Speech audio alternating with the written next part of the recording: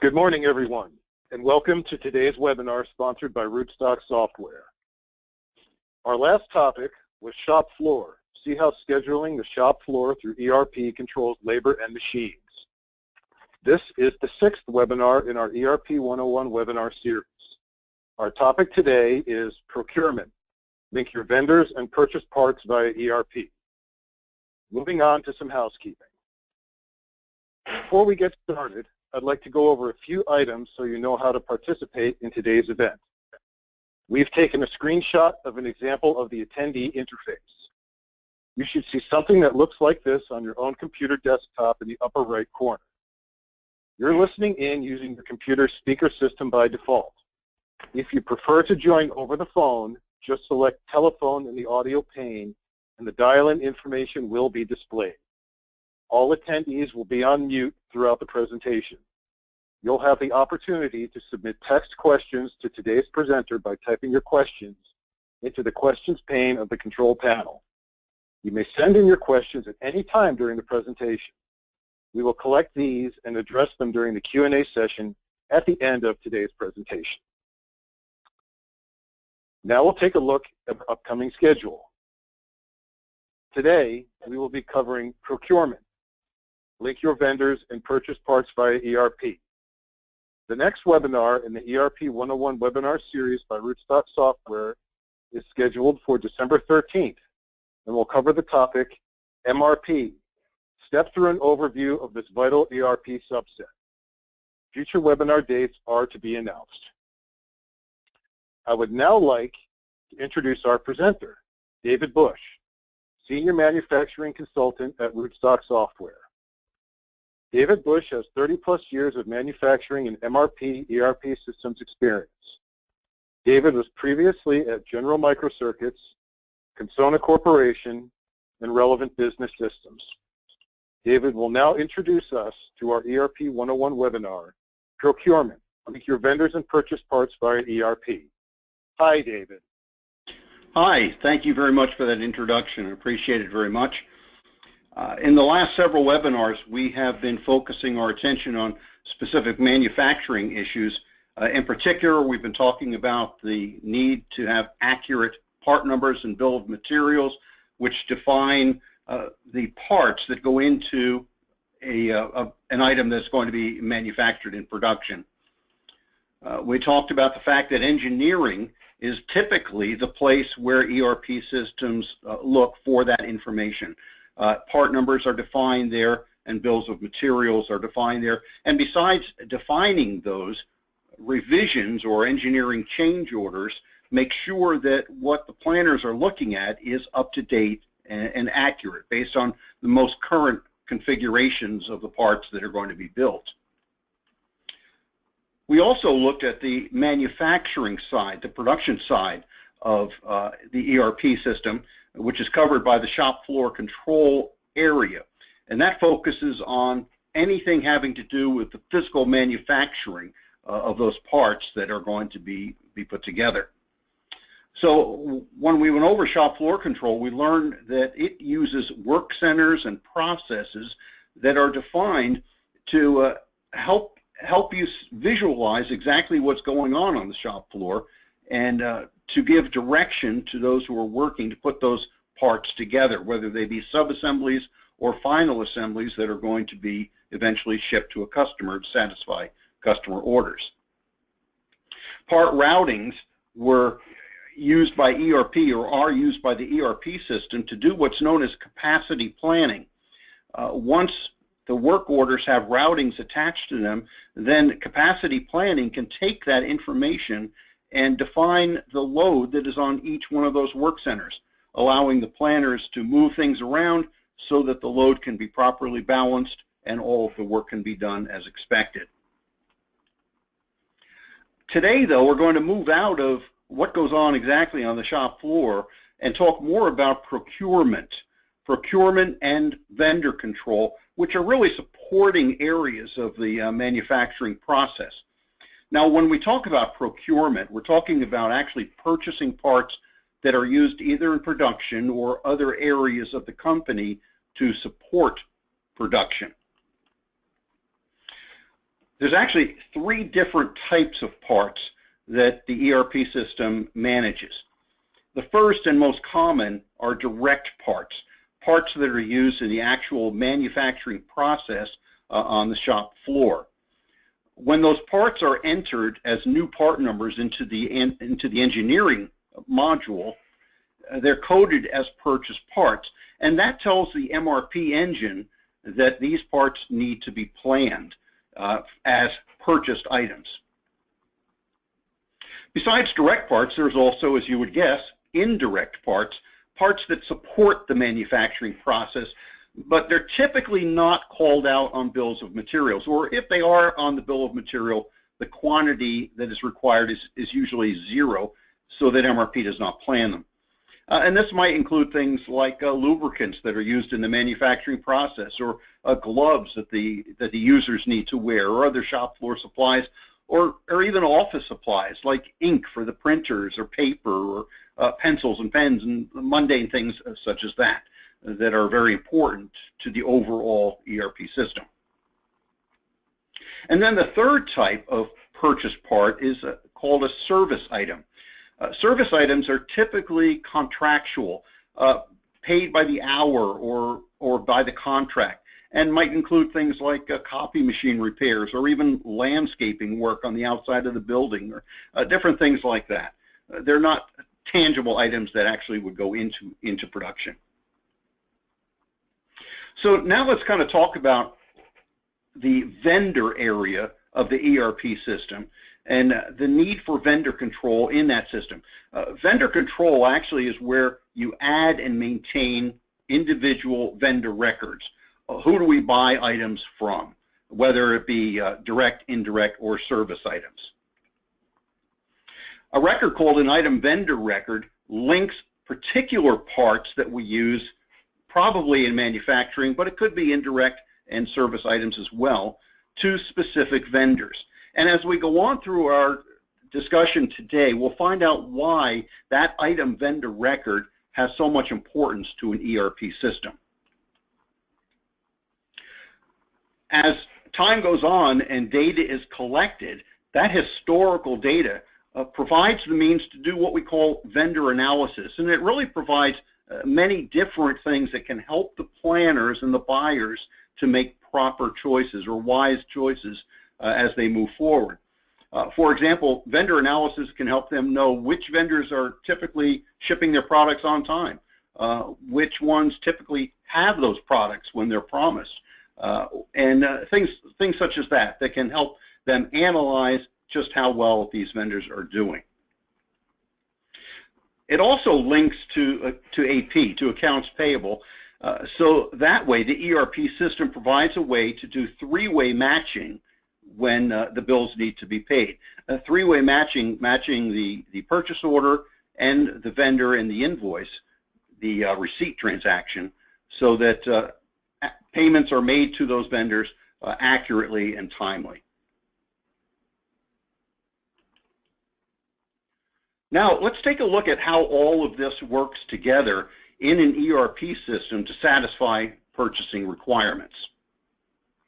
The very first thing that happens is material demands are fed into the system, and those material demands can come either from sales orders, where the products that are being shipped to customers are kept, or work orders.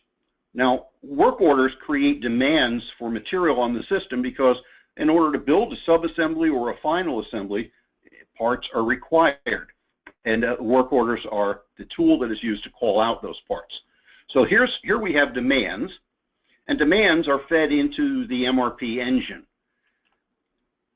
Not only are demands from these sources fed into the MRP engine, but the purchased item master, which we'll be talking about in just a few minutes, provides information that MRP uses when it's planning purchase parts. The MRP engine then does its thing. It grinds out suggested requisitions. Requisitions, remember, are always for purchased parts.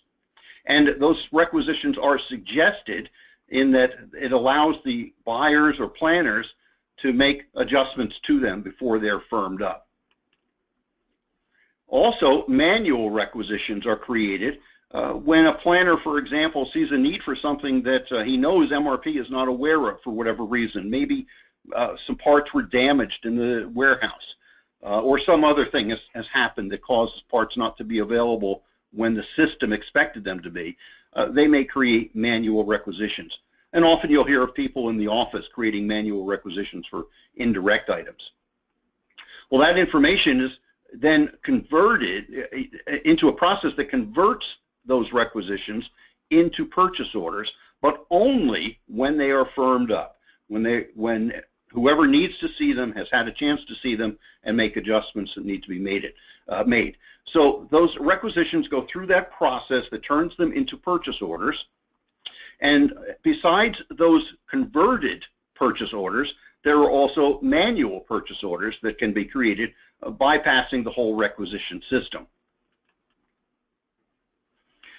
Those purchase orders are then placed with the vendor and approved by the vendor.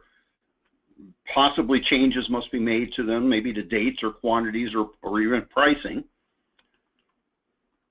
And once they're approved by the vendor, then PO receipts can begin, which of course bring material into the building, into stores, so that it can be, it is available for manufacturing to use. So let's talk about what is needed for all of those processes to work and to come together in a way that's really going to satisfy the needs of manufacturing. First of all, I mentioned earlier that parts are entered into the engineering item master, but if it's a purchased part, then that part is going to be used to create a purchased item master, because there's certain information about that part that must be maintained by the purchasing department. Vendors also need to be entered into the system as individual entities. They require their own individual records because they have specific information that planners need to know about those vendors that will help them make proper decisions. And we'll take a look at that in just a couple of minutes. When the buyers purchase parts from a specific vendor or maybe multiple vendors, then there's additional information that needs to be kept about that relationship, the relationship between the part and the vendor, that is held on an item vendor record and must be maintained by the system. The type of information that's held on that item vendor record would be things like pricing. Obviously, each vendor may have their own price for the item that's being purchased. The units of measure may also be different between vendors. One vendor, for example, might sell those handlebar grips that we talked about in a previous webinar as eaches, just a set of 2, whereas other vendors require you to buy a case of 144. So the units of measure must be maintained on that item vendor record. Also, lead times. Obviously, the lead times that different vendors provide could be all over the place, very different. Some might be able to get the material to you in a few days, others might take a month or more. So the buyers need to have that information. And finally, vendor part numbers. Vendors typically have their own part number for the item that you're ordering, and they may want to have that part number referenced on the purchase order. So we'll want to maintain vendor part numbers as well. So now let's take a closer look at the actual Rootstock objects, Rootstock screens, to see how the ERP system maintains this information. And again, we're using Rootstock as an example. Other systems may do it slightly differently, but all basically have to cover the same bases. Let's just kind of quickly review then what we've already said. There are different components for the procurement database. There are 3 main components that we've already discussed. First of all are the vendor master records. These are the records that contain specific information about each individual vendor. That's followed by the purchased item master records. This is the record that is created automatically in Rootstock when a purchase part is added to the engineering item master, or it may be manually created for indirect or service items. Finally, the item vendor record. That's the record, once again, that links the vendor and the part with specific information as to how that vendor deals with prices, ships, and so forth, the item that is about to be purchased. So here we have a screenshot of the vendor master. Now, for those of you who have trouble seeing this, I know it may be a little bit small. This is something you can look at in your Rootstock system, and keep in mind that we will be having videos on how exactly to create these records in Rootstock that you'll be able to watch at your leisure. But some of the information that you want to in particularly be aware of on the vendor master is that the fact that in the header area of this record, it holds specific information that identifies this particular vendor by a vendor number. This is a user-defined alphanumeric number that simply identifies who this vendor is. Also, in the header area of the vendor master record, we have contact information. Who is the main person at this vendor site that we are dealing with? There is also a currency field that determines if this vendor is out of the country or even in the country, what is the currency that they are going to be charging us or that they provide pricing in.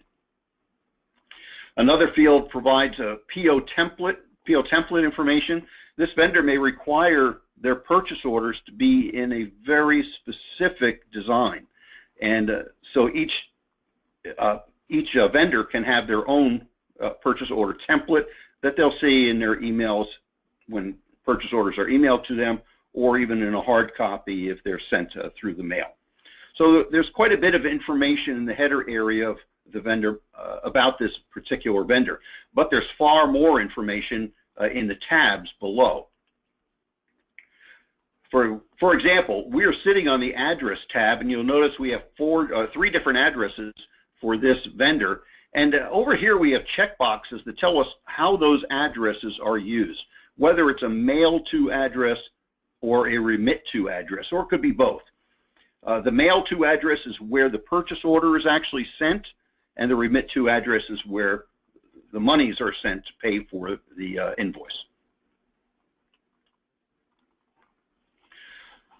The vendor master also contains historical information. Over here in these first two tabs we have recent orders and items. Those are the items that we purchase from this individual vendor, as well as the purchase orders, the specific purchase orders, including the purchase order number and the line number and dates and quantities and so forth, that we have issued to this vendor in the past in order to buy these different items. That historical information is a tremendous help to buyers to know whether they should continue using this vendor, maybe expand use of the vendor, all kinds of information that they can use for various reasons. The Purchase Item Master record is the record that is created through the engineering module when a new purchase part, a direct purchase part, is added. Again, we have various information that is of great importance. For example, it holds information required for purchasing about whether this item is a direct, indirect, or a service item. It gives generic information not tied to a specific vendor. You'll notice that while it does have some fields that seem to indicate it knows something about vendors, it really doesn't.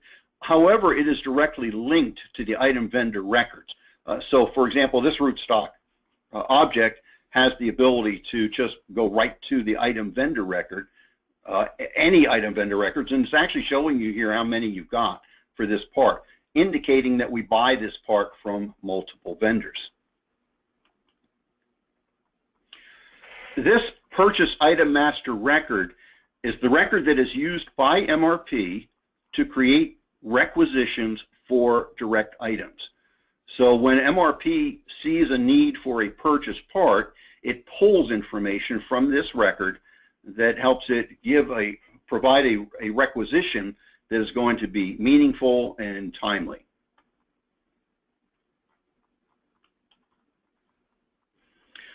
The third record that we mentioned, besides the vendor record and the purchase item record, was the item vendor record that links a vendor to a specific part. So in the header information here, you'll see a vendor name, you'll see a PO item, the item number, and the vendor's part number and other information that is pertinent. The item vendor record includes the vendor's unique part number, which is over here, and many vendors do require that that part number appear somewhere on the purchase order. It may be the main part number that they see on the purchase order or appear somewhere else, but it's a way that they can refer to their own system. It also includes the vendor's price, and Rootstock does something unique here. It offers PO price options. You can either enter a new price, and that price is entered on the field just below it, or you can tell the system to use the last price from the most recent purchase order, and if that's the case, then it will appear in this field here. So that gives you some flexibility, but remember that that information can be overridden on the specific purchase order. So suppose you had this record set up to use the last PO price, but the vendor's told you that there's been a price increase. Well, the last PO price will appear on your purchase order, but you'll be able to easily override it with the current price, and that will actually update this record as well. This record also keeps track of the unit of measure that this vendor uses. So a few minutes ago, I mentioned with the handlebar grips, one vendor might sell them as a pair, and another might sell them as a case of 144. Each one of those units of measure would be entered here, and so if this vendor were chosen and there was an item vendor record for the part being purchased, then that information would be drawn from this record directly to the purchase order. Keep in mind that this unit of measure is the most common unit of measure that you would use when purchasing from this vendor. They may sell a case lot, they might sell eaches, they might sell cartons. You would want to enter the most common unit of measure that that vendor would be using in selling this part to you.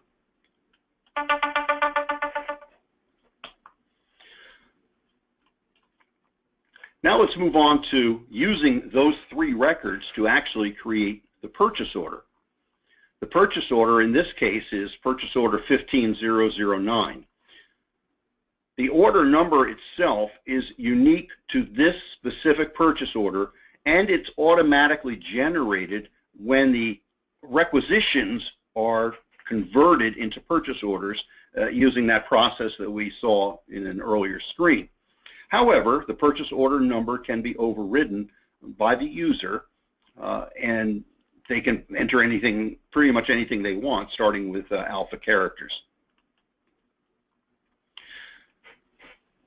When a vendor is selected in a new purchase order, when the vendor is entered, and an item is entered in the field below on the line item, the unique data from the item vendor record is automatically copied to the purchase order line.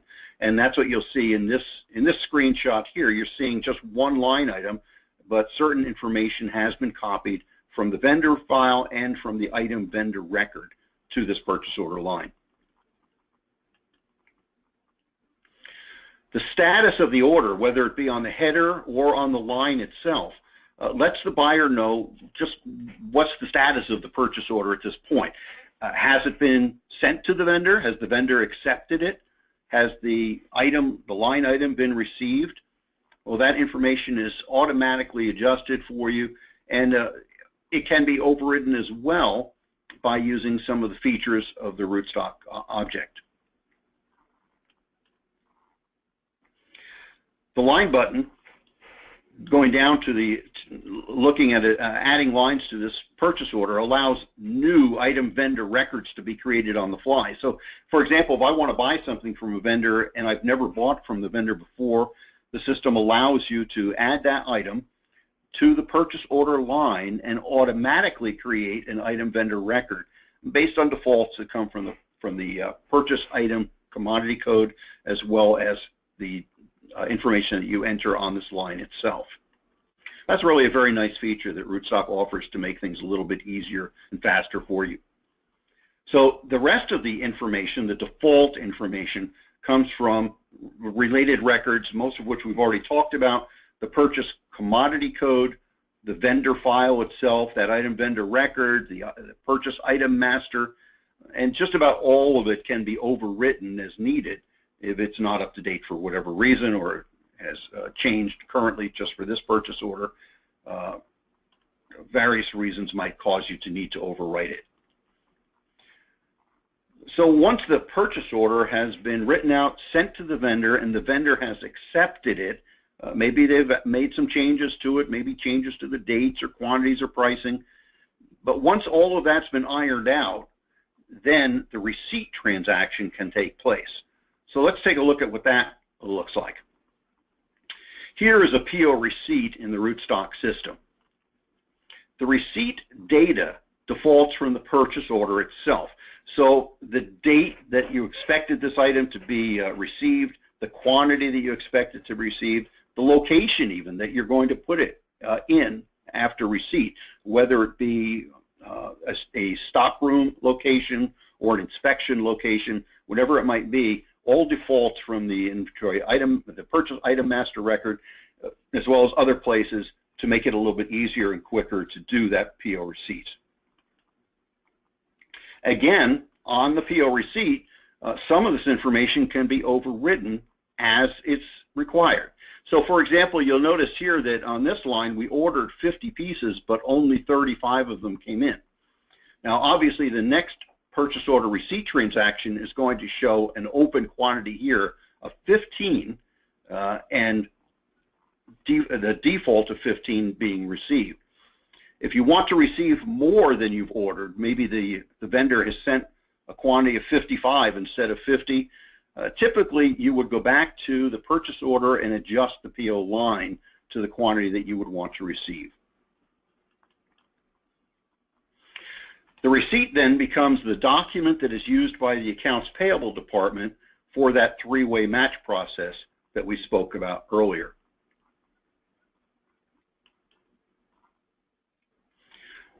Once the receipt takes place, the purchase order itself is automatically updated to reflect the fact that you have either fully or partially received that PO line.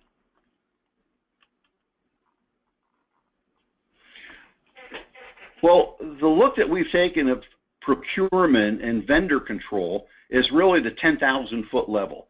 Obviously, there is much, much more information that you would want to have to actually use the Rootstock system or any other ERP system. Our purpose today has really been to demonstrate how the ERP system is used to both collect data and then use that data to help buyers or planners perform the task of procuring material. Remember this slide. We talked about the fact that those demands for material come from two main places. Sales order lines for end items that are being shipped to customers, and work orders that require raw material or sub-assemblies to build the parts that need to be built. That information, along with the purchase item master information, is fed into the MRP engine, which then churns out suggested requisitions. Those requisitions are joined by manual requisitions and go through a conversion process once they have been agreed upon, once they've been firmed up. Those purchase orders that have been converted from requisitions, as well as other purchase orders that may have been manually created, are then sent to the vendor, and when the vendor agrees to those terms, PO receipts can then happen, bringing material into stores.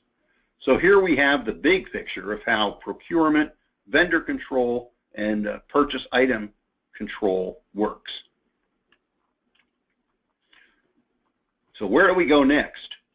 Well, so far we've talked about the manufacturing side, both material and labor of ERP, and today we've added to that by the detail of the procurement function.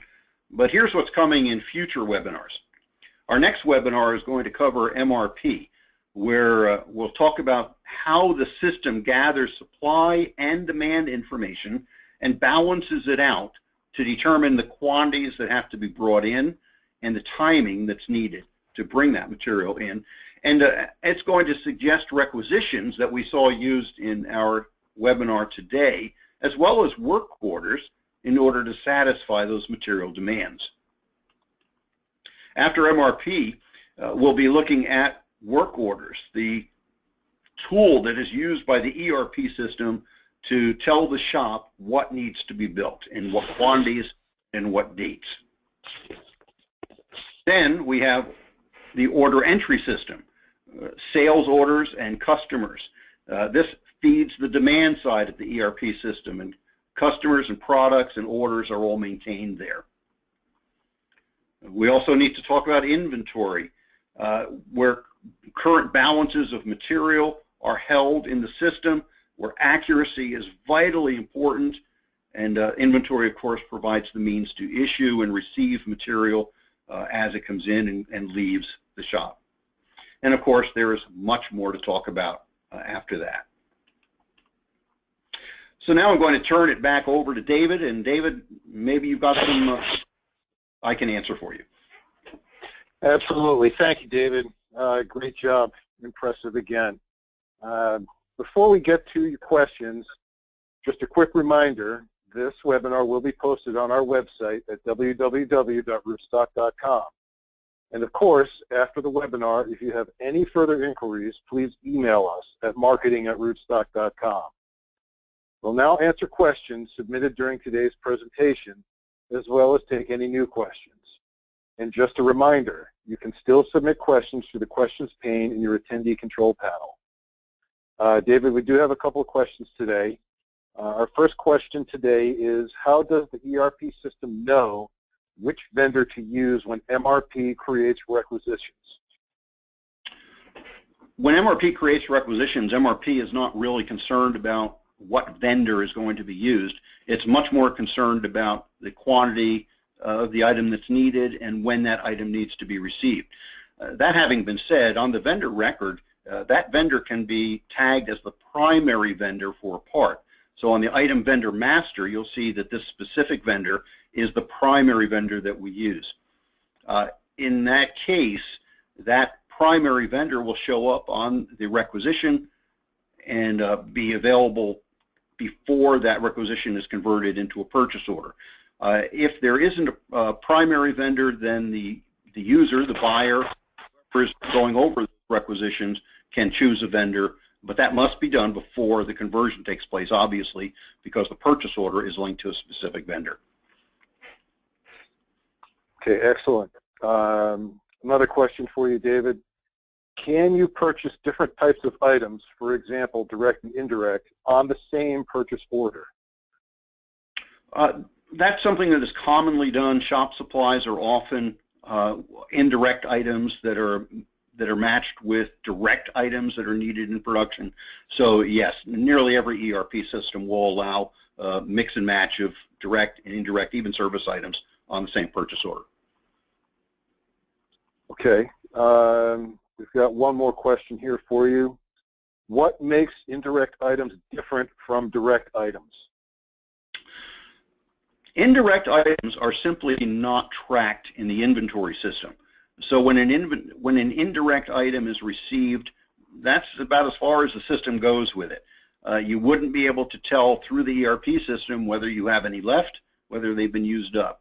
So that's basically what the difference is. They're just not directly issued, they're not directly received into inventory, and there's no history built up on their usage. Okay. I think that takes care of our questions for today, David. So before we end today's webinar, I'd like to present a brief look ahead at the upcoming topics in our ERP 101 webinar series. Today, we covered procurement, link your vendors and purchase parts via ERP. The next webinar in the ERP 101 webinar series by Rootstock Software is scheduled for December 13th, and will cover the topic, MRP, step through an overview of this vital ERP subset. Future webinar dates are to be announced. Thank you for joining us today. We look forward to seeing you at our next webinar. Today's webinar is now over.